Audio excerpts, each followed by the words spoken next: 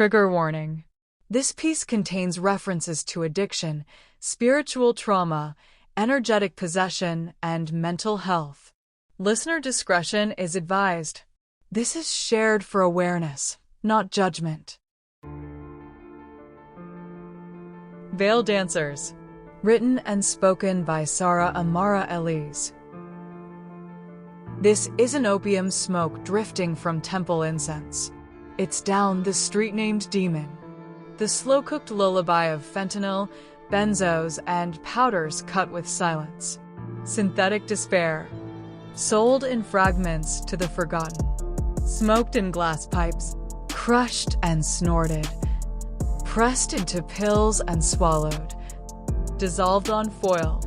Cooked into veins. Or laced into lines they didn't even know they were taking. The world's biggest business isn't tech. It's pain. Packaged. Labeled. Consumed in quiet. Gone. And I wasn't even the one using it. But I felt it, because when you're connected to someone caught in that black gravity, it pulls on you. Like you're the one nodding out in a dark room. Eyes rolling back. Soul half departed. I was clean.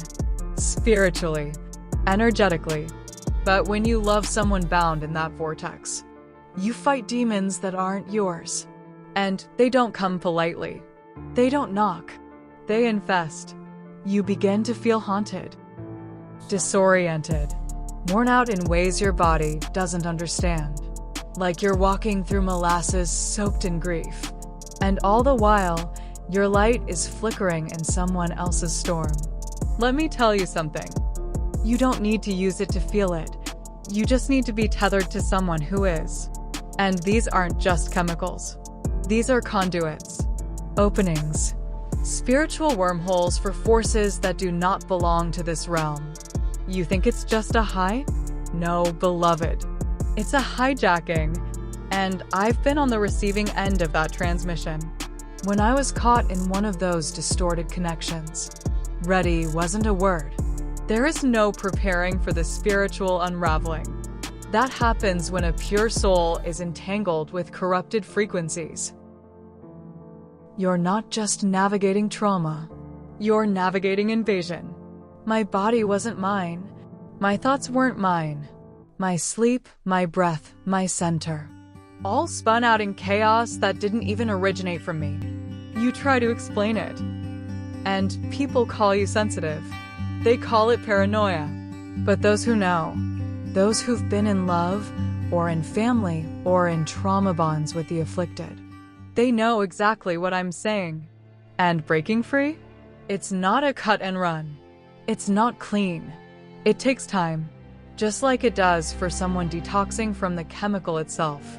Because trauma by association has its own residue. And PTSD doesn't check to see if you were the one holding the needle or just the heart. You start doing shadow work. But even that's not enough. Because this is not your shadow. This is someone else's darkness sitting in your light. And it hurts.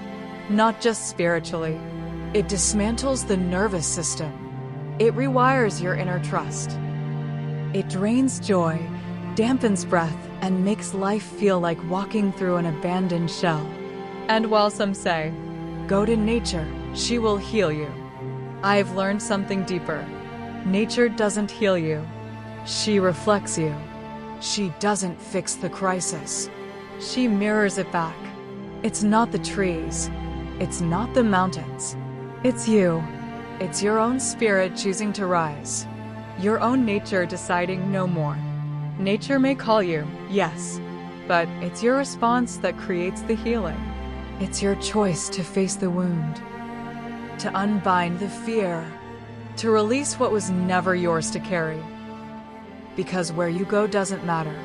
You can heal in a back alley, on a city sidewalk, in a locked room, so long as you choose to reclaim yourself. The power doesn't lie in the forest. It lies in you. I don't take away from what Earth offers. I give back to it. In every breath. In every act of compassion. In every step I walk with integrity. But don't confuse the mirror for the medicine. You are the medicine. You are the light. And your healing doesn't need permission. It only needs truth. There's a veil most don't see, and those dancing behind it aren't always human. Some are beings of sadness, loss, or rage that take up residence in the hollowed bodies of those who've forgotten their worth. And if you get too close to them without your armor, you'll be dancing too, not of your own will, but to a song you never chose. But I can tell you this now, even in the depths of that darkness, I see you. I know you. I understand the weight.